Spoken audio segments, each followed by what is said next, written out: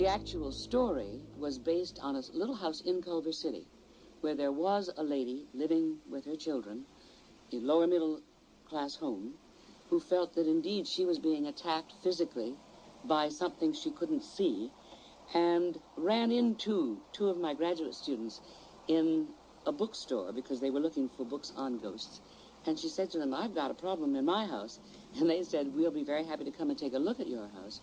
And they brought her into the Neuropsychiatric Institute to be tested by medical doctors because she did have black and blue marks all over her, and she had teeth blights on her neck, which is very hard to do unless you get a pair of false teeth and inflict it on yourself. And during that case, we experienced a plethora of phenomena. More things happened than in any other case we've been involved with. One of the first things that occurred happened in the kitchen. A lower cabinet door slammed open, and a pan came flying out. The trajectory of the pan was elliptical. It landed about 3 feet from the cabinet. Then the lady screamed out the ghost was in her bedroom, and we went in there, and we saw little pops of light, but eventually we started seeing large balls of light. Now, by this time, we had brought in 5 professional photographers covering every angle of the room. And balls of light would appear in the darkness that were fully dimensional. We could see them from all sides. They were in motion, moving across the room, and they would last for up to a minute. And at that point, she just let out a scream and said, "You're afraid of me. The reason you don't come is because I have my army and you're afraid of me." Come on. Come on, show yourself, you coward. Now that I've got my forces here with me, let's just see how brave you are.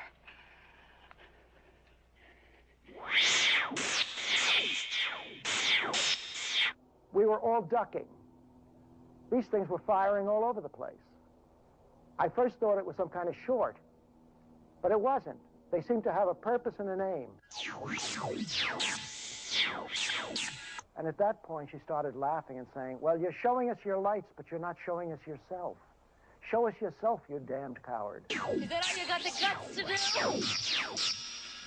A bloody bitty light? Come on, we don't want fireworks, we want you! Show yourself, damn you! And suddenly, he appeared. And I'm saying, this thing appeared.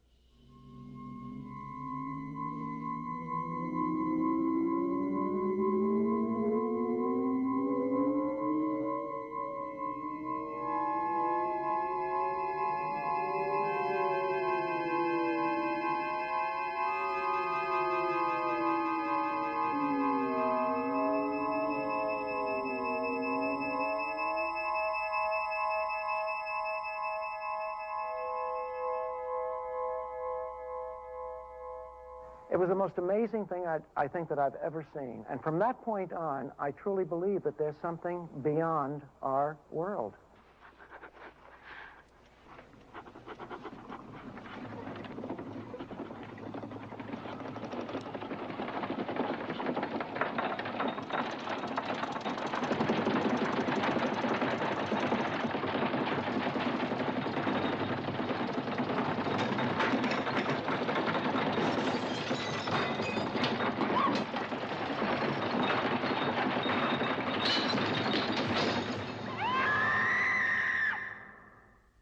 The lady, unfortunately, received no help from us, no help from the local priest, no help from anyone, and she decided to move away because she was afflicted by this sensation of being physically attacked.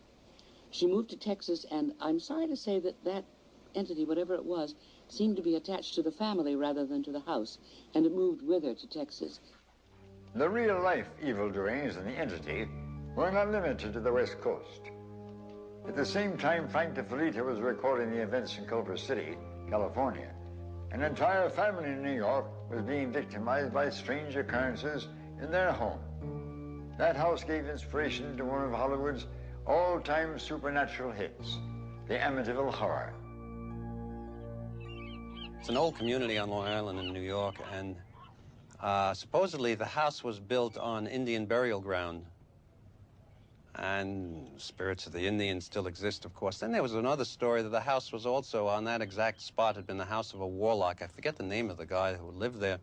Was supposedly come down out of Rhode Island when they had the witchcraft trials and moved in and built that house there. And so there was some history to the area and to that specific house.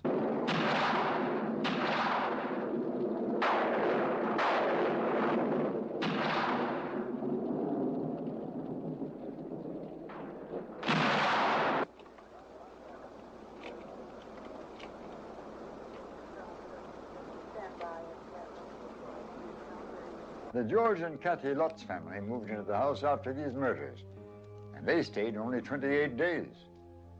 During that time, they experienced some abnormal events.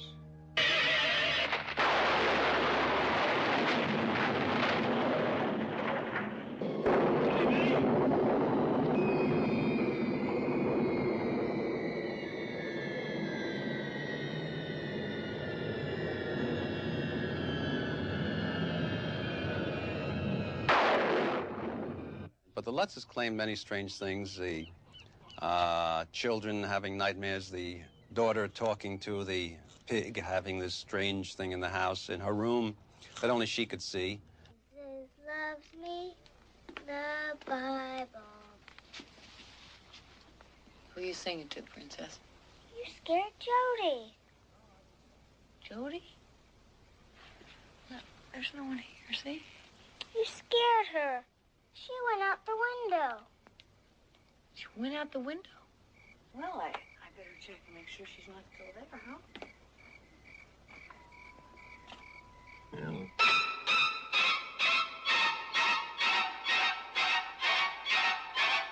I mean, one of the things was the Lutzes did go into the room at night, and there was the rocking chair rocking by itself, noises coming out of the basement, unnatural cold in one of the rooms, the priest having problems with the flies in the house and getting sick.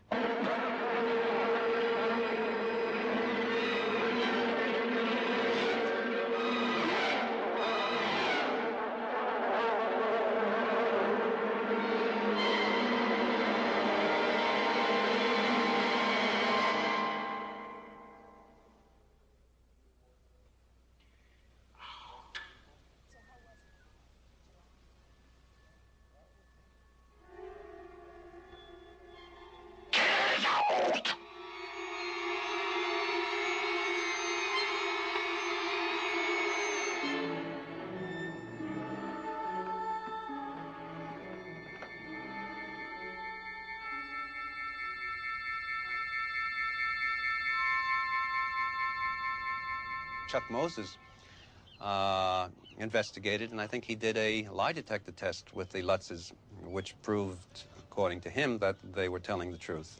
And the first thing that I did was to have them submit to polygraph examinations here in Hollywood. And they passed those examinations with flying colors, so that whether you believe anything happened in that house or not, or whether it did or not, the tests more or less brought out that they believed what they were saying and what they saw. I can't possibly see how this could be a hoax. I mean, I do know the Lutzes left. They moved out of the house. They left their possessions in the house. I think she left her jewelry, if I remember, upstairs. There were clothes in the dryer. There was food in the freezer.